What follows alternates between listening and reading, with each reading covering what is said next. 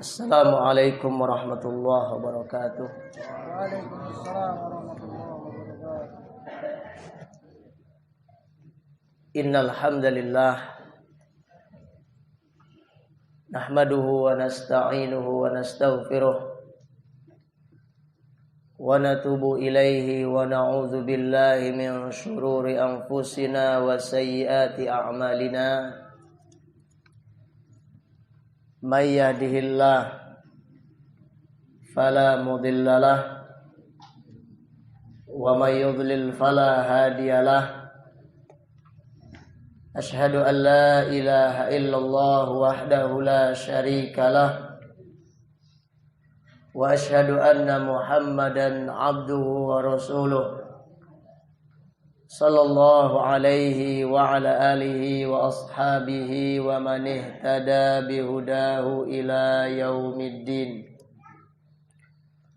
Qala rabbuna jalla wa ala ya ayyuhalladzina amanu taqullaha haqqa tuqatih wa la tamutunna illa wa antum muslimun.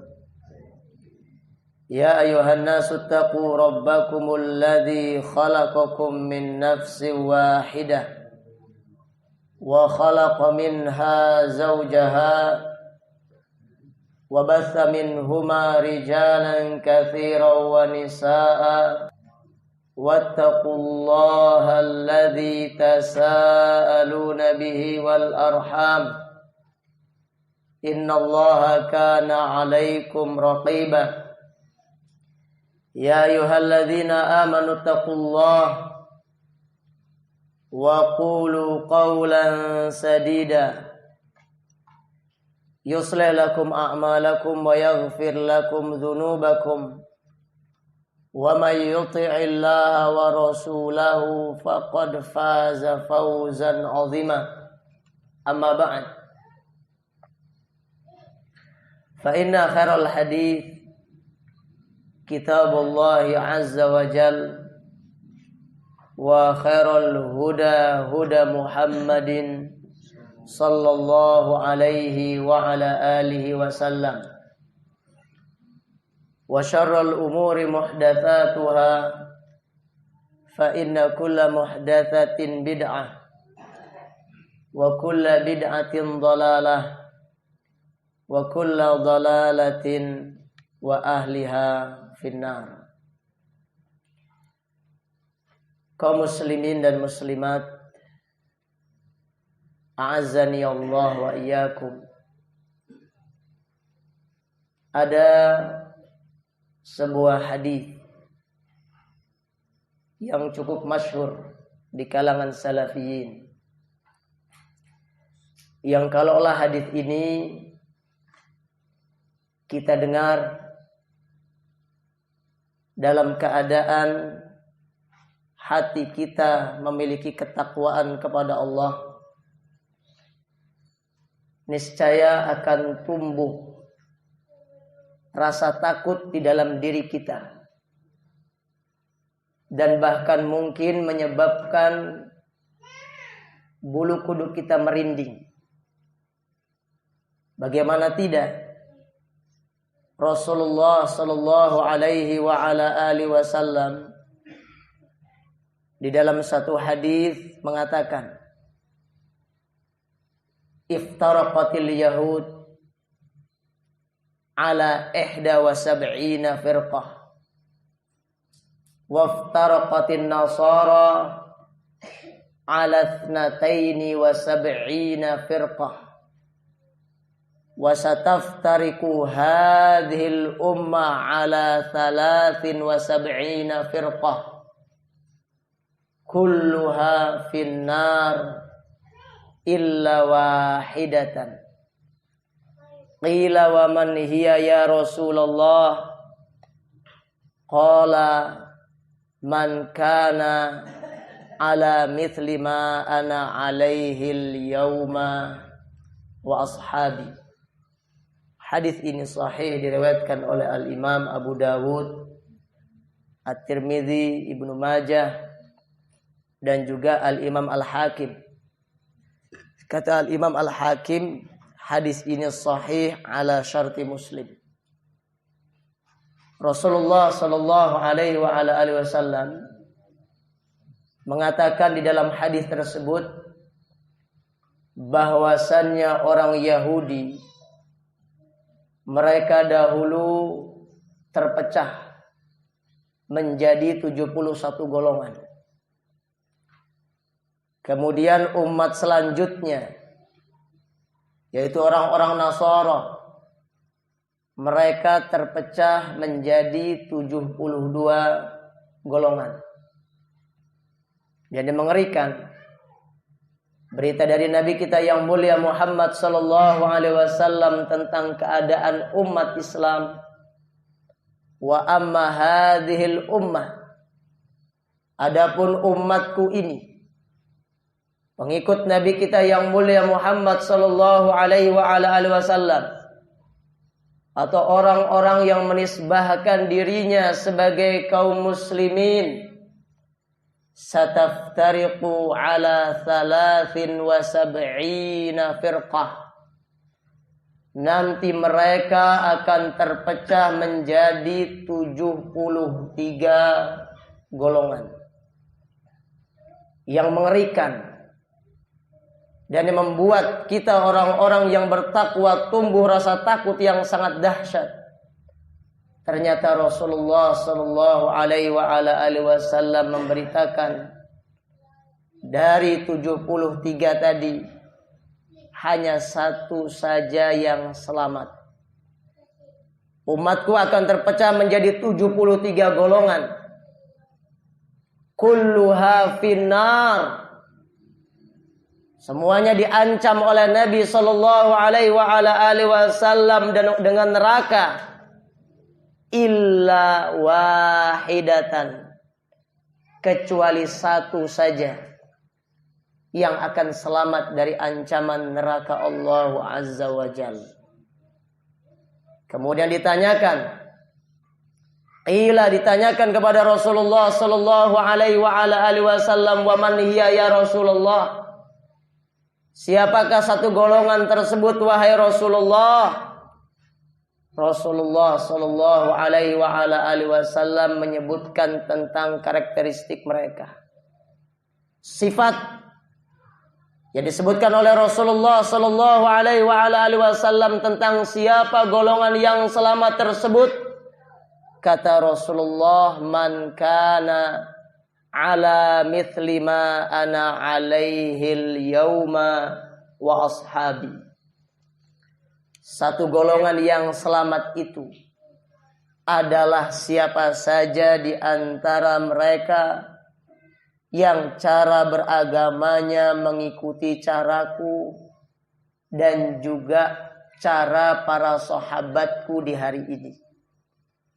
Siapa saja yang metode beragamanya mengikuti sunnah Nabi sallallahu alaihi wasallam dan sunnahnya para sahabat Nabi ridwanullah alaihim ajma'in.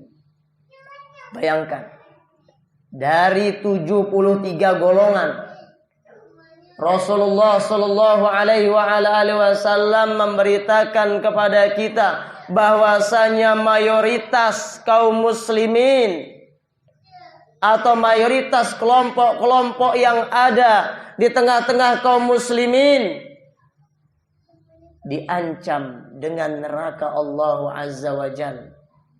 Dan tentunya orang yang di dalam dirinya ada rasa takut dari neraka, orang yang di dalam dirinya tidak memiliki sifat takabbur, kesombongan, merasa sudah suci dirinya dan layak untuk masuk surga, tentunya setelah mendengar sabda Nabi sallallahu alaihi wasallam tersebut akan tumbuh rasa harap-harap cemas di dalam menjalankan keislaman kita kepada Allah Azza wa Jalla.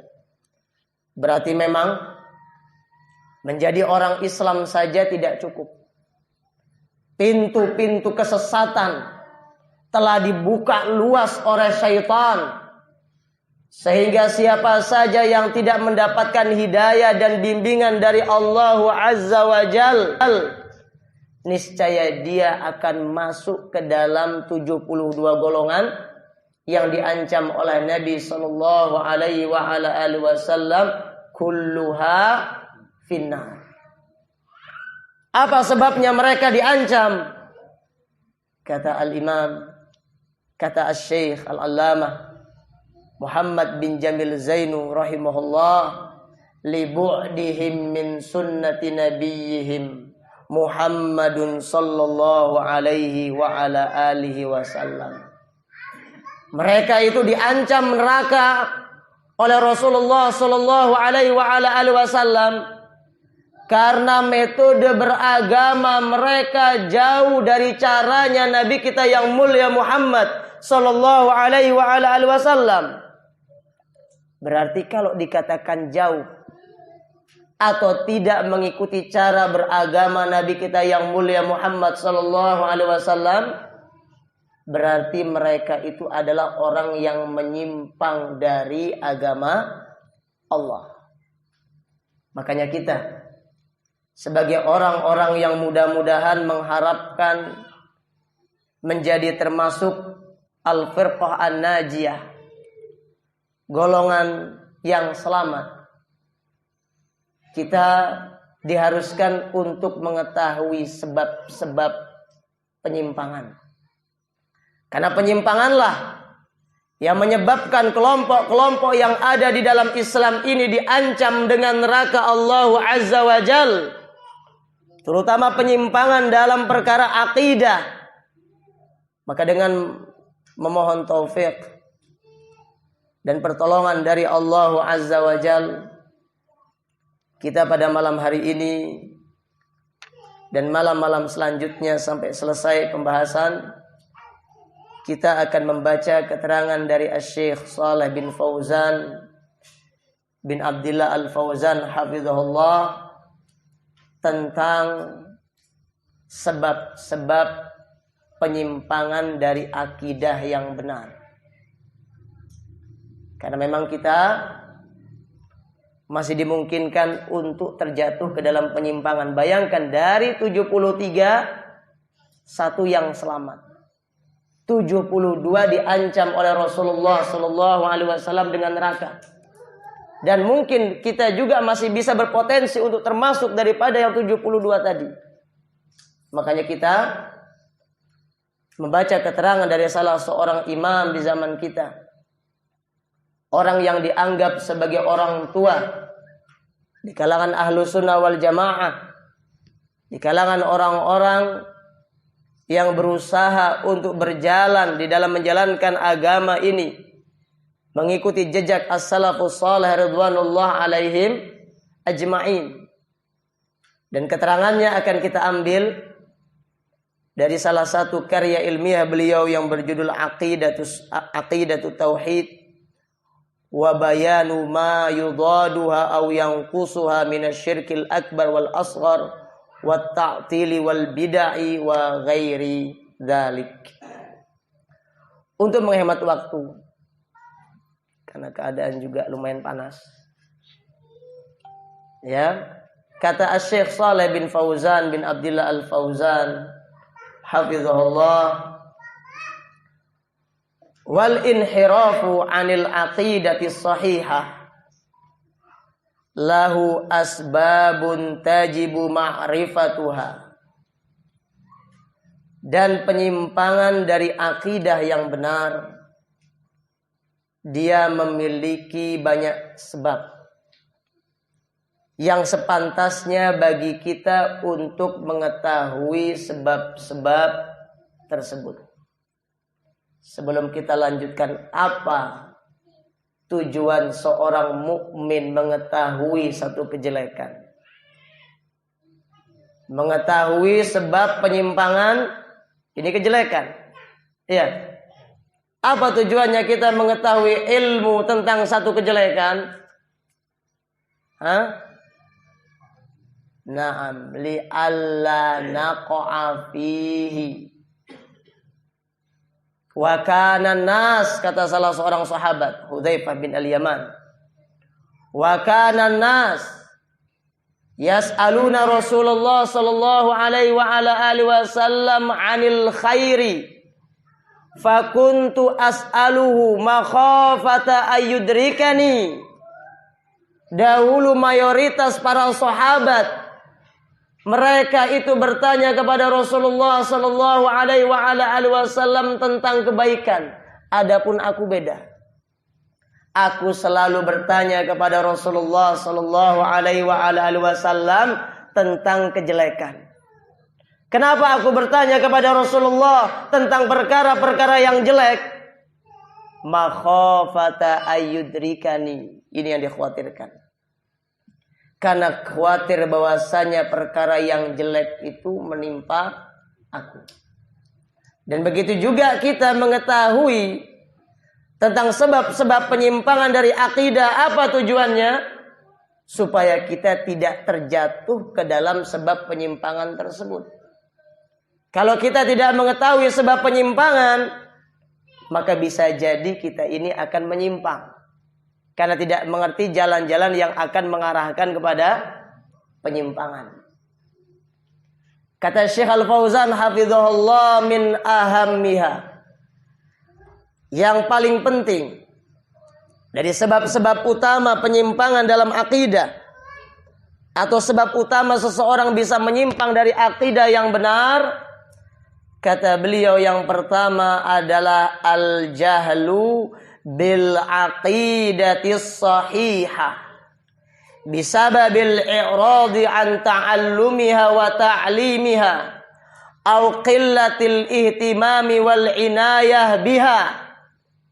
Sebab yang utama adalah ketika kita itu bodoh tentang akidah yang benar, terutama akidah yang menjelaskan tentang makna la ilaha illallah secara tafsili. Apa arti secara tafsili? Secara terperinci. Banyak orang yang mengaku sebagai kaum muslimin, dan bahkan mungkin di zaman ini banyak orang yang mengaku sebagai salafiyin. Ketika ditanya tentang makna la ilaha illallah, belum tentu bisa menjawab dengan jawaban yang benar. Apa arti la ilaha illallah? La ma'buda bihaqqin illallah. Tidak ada sesembahan yang hak atau tidak ada sesembahan yang layak untuk diibadahi kecuali Allah. Ilmu tentang akidah ini dikatakan oleh para ulama sebagai asyraful ulum. Ilmu yang paling mulia di dalam Islam itu adalah ilmu tentang akidah, terutama tentang tauhid. Kenapa dikatakan ilmu yang paling mulia itu tentang akidah atau tentang tauhid? Kenapa? Karena perkara akidah atau perkara tauhid ini di dalam Islam, dia merupakan asasul amal. Dia merupakan pondasi daripada amalan kita.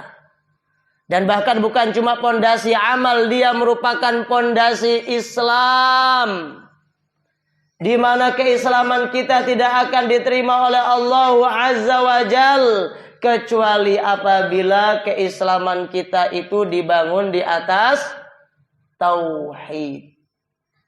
Makanya Rasulullah sallallahu alaihi wasallam bersabda dalam hadisnya yang sahih, apa kata Nabi? Rasul amri al-Islam. Pokok dari segala sesuatu dalam agama ini adalah Islam. Islam dalam artian makna yang telah dijelaskan oleh para ulama. Apa Islam yang telah dijelaskan oleh para ulama?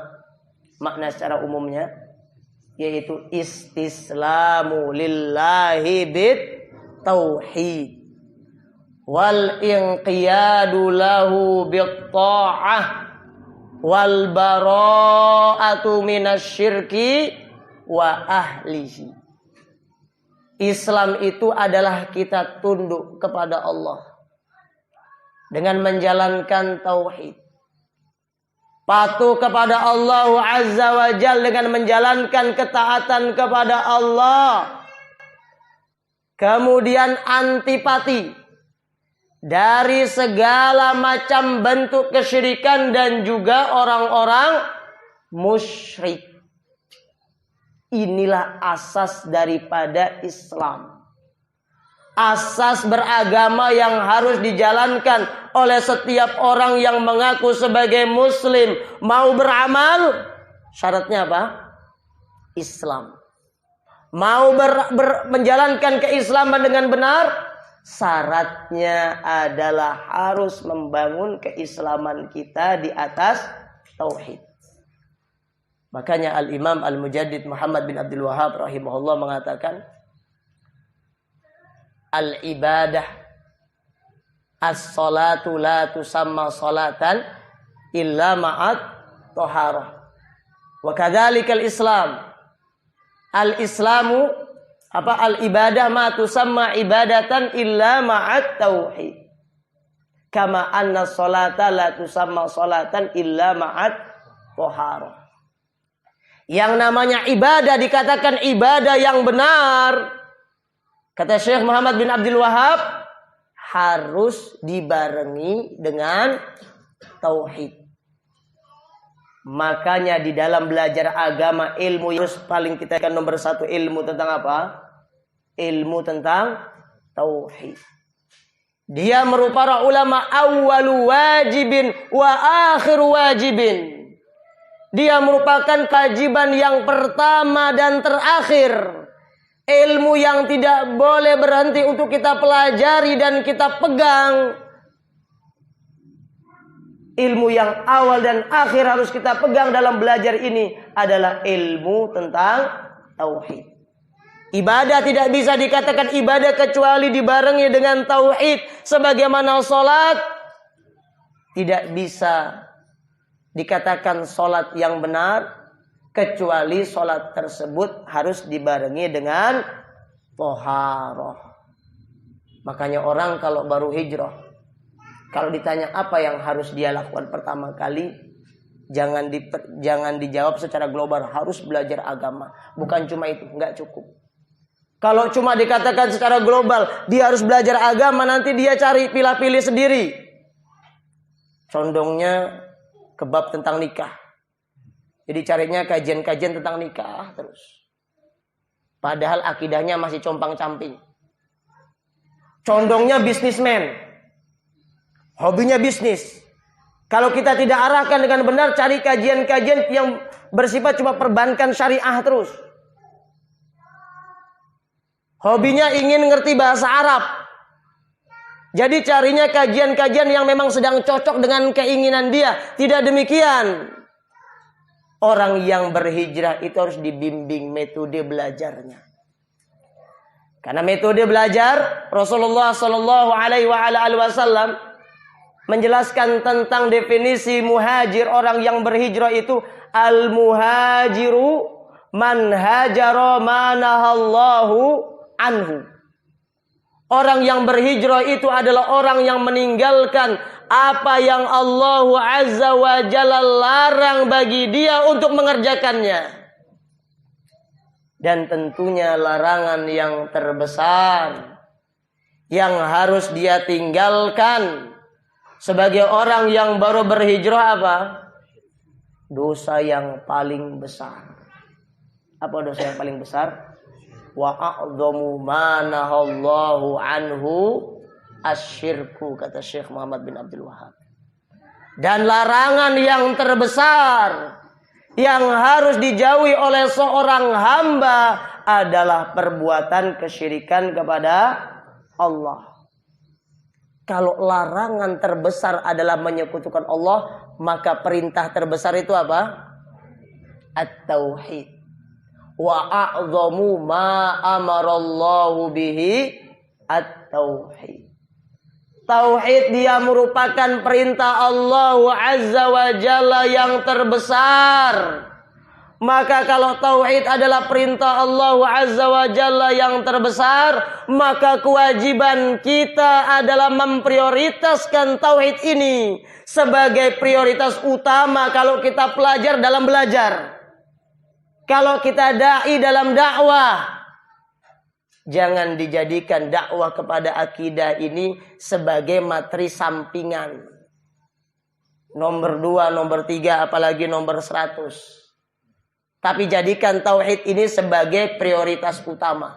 Karena bodohnya manusia tentang tauhid, tentang akidah, dia merupakan sebab utama penyimpangan seorang hamba dari agama Allah.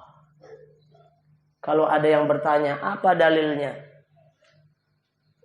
Kok belajar tauhid itu harus nomor 1? Apa dalilnya? Ada yang tahu? Apa dalilnya pelajaran tauhid itu kok nomor 1? Jawabannya adalah ayat yang memberitakan tentang hikmah diciptakannya kita manusia dan jin. Kita diciptakan oleh Allah, apa hikmah utamanya? Mentauhidkan Allah. Kata Allah apa? Wa ma khalaqtul jinna wal insa illa liya'budun. Dan tidaklah aku menciptakan jin dan manusia kecuali tujuannya liya'budun. Apa makna liya'budun kata para sahabat? Kata Abdullah bin Abbas. Begitu juga Abdullah bin Umar.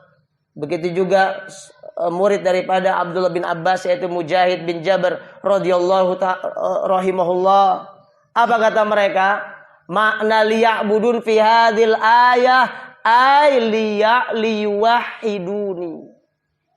Dan tidaklah aku menciptakan jin dan manusia kecuali tujuannya agar mereka semua mentauhidkan Allah. Ini tujuan utama kita hidup.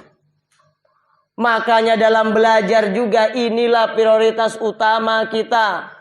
Kalau ditanyakan sampai kapan, sampai kita tidak bernafas lagi, baru putus kewajiban belajar tauhid, tinggal ujian di dalam kubur. Yang nanti akan ditanya apa? Man rabbuk, man nabiyuk, wa ma dinuk. Langsung ujiannya bersama malaikat. Ya, makanya penuntut ilmu harus mengerti.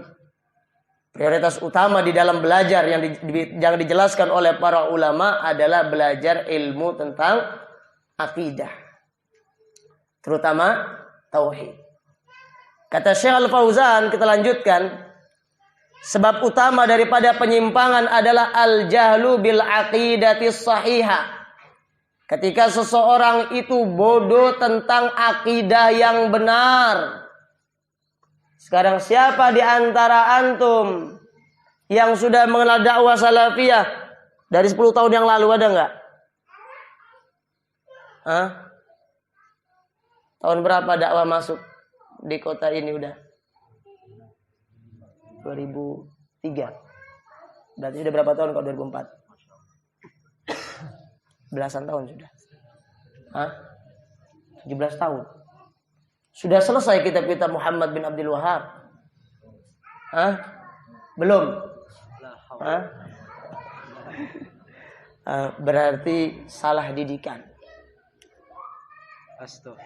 Dalam sekian tahun harusnya kita bagaimana bisa mempelajari akidah yang benar. Kitab-kitab para ulama banyak dianggurkan. Padahal inilah inti dari berbagai macam problem-problem yang ada yang menimpa kaum muslimin. Dan bahkan yang menimpa salafiyin sekalipun. Ketika mereka sudah tidak memiliki lagi perhatian inayah, perhatian ihtimam terhadap yang namanya akidah yang benar. Kalau kitab-kitab tentang pernikahan sampai dibuat daurah, selesai. Kitab-kitab tentang perbankan, tentang fikih jual beli, terus ketagihan manusia. Tapi coba daurah tentang akidah, daurah tentang ilmu yang paling mulia di dalam Islam. Kalau sudah belasan tahun dakwah masuk ke kota ini belum ada kitab-kitab akidah yang selesai, maka tandanya gagal di dalam cara mendidik umat. Ya, harusnya di dalam belajar para penuntut ilmu dan juga para dai di dalam mengajar memiliki prioritas utama. Dan prioritas utama yang diajarkan oleh para ulama ussalaf adalah apa? Islahul aqidah. Sampai disebutkan dalam satu riwayat dari Jundub bin Abdullah radhiyallahu taala an, kunna fatayatun hazawiratun. Iya, dahulu kami ini masih anak-anak muda belia. Fata'allamnal iman qabla an nata'allamal Qur'an. Dahulu kami ini diajarkan di masa Rasulullah sallallahu alaihi wasallam tentang apa itu iman. Kami diajari dari kecil oleh Rasulullah sallallahu alaihi wasallam tentang tauhid, tentang akidah yang benar sebelum kami belajar Al-Qur'an sekalipun. Kenapa? Karena kalau orang sudah akidahnya benar, tauhidnya benar, selanjutnya kami Al-Quran, kata sahabat tersebut, bertambahlah keimanan kami kepada Allah. Karena asas beragamanya itu benar.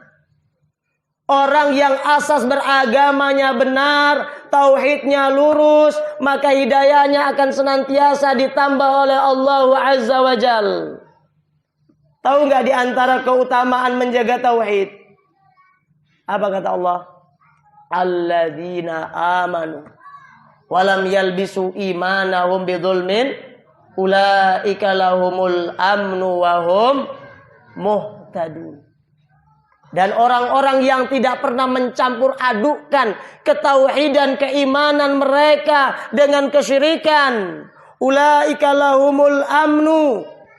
Mereka itu adalah orang-orang yang akan senantiasa diberikan rasa aman oleh Allah. Jiwanya selalu merasa tentram, tidak pernah takut dari was-was, tidak pernah ngeri dari gertakan-gertakan musuh-musuh Allah.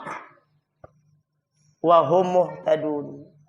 Dan mereka akan senantiasa dijaga petunjuknya oleh Allah Azza wa Jalla. Maka tauhid inilah inti daripada hidayah, inti daripada keamanan satu negeri. Ya, wallahu taala a'lam. Insyaallah pada pertemuan yang akan datang akan kita lanjutkan. Ini muqaddimah dari kajian pekanan kita insyaallah taala. Ada pertanyaan sebelum kita tutup, tapi jangan banyak-banyak. Ini panas di sini. Barangkali ada donatur yang mau membelikan kipas angin, boleh hubungi Ustaz Ari besok. Ya, 2 cukup. Insyaallah. Ada pertanyaan?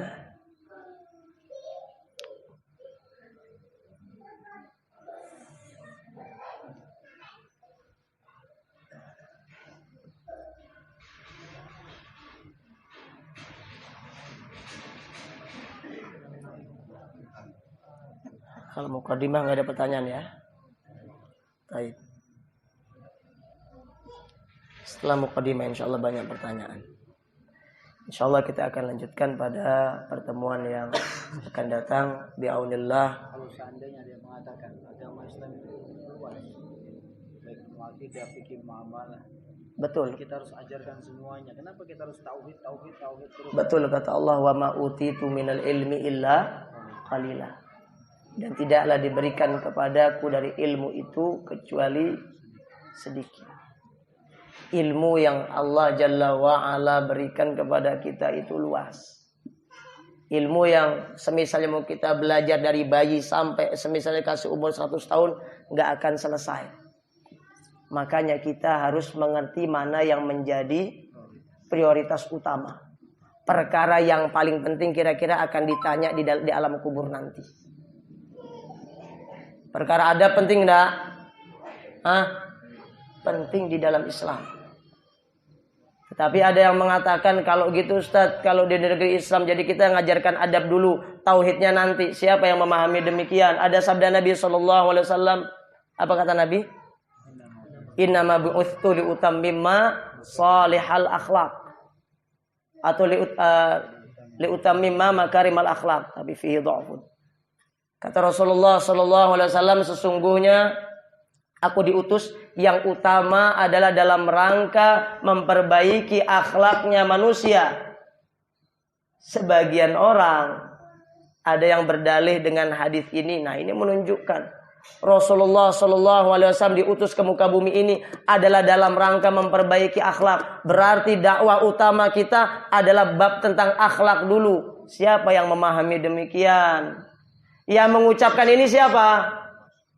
Rasulullah SAW. Bagaimana praktek Rasulullah di dalam berdakwah? Apa yang pertama kali beliau dakwakan kepada orang-orang musyrikin jahiliyah? La ilaha illallah. Ya qaumi, qulu la ilaha illallah tuflihu. Wahai kaumku, ucapkanlah la ilaha illallah, niscaya kalian akan selamat. Terus jangan kita katakan berarti Rasulullah enggak mendakwahkan akhlak. Tidak. Syekh Al-Fauzan mengatakan bahwasanya akhlak yang utama adalah mentauhidkan Allah. Mentauhidkan Allah termasuk akhlak bukan? Bukan termasuk akhlak. Bahkan dia merupakan akhlak yang tertinggi. Mentauhidkan Allah bukan termasuk akhlak. Tetapi bahkan dia dikatakan sebagai akhlak yang tertinggi.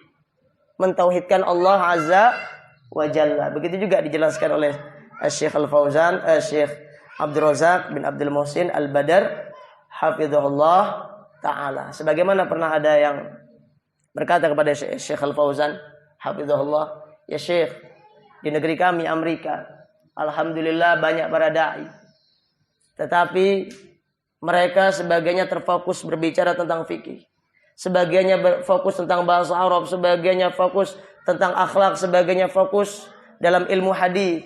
Mereka kurang perhatiannya dengan akidah. Apa kata Syekh Al-Fauzan hafizahullah? Dakwah yang demikian itu seperti badan maqtu'ur ra'si. Seperti badannya bagus, kalian melihat ada tubuh manusia bagus, tapi nggak ada kepalanya. Demikianlah dakwah yang tidak memprioritaskan akidah di dalam dakwahnya. Ya, paham sampai di sini?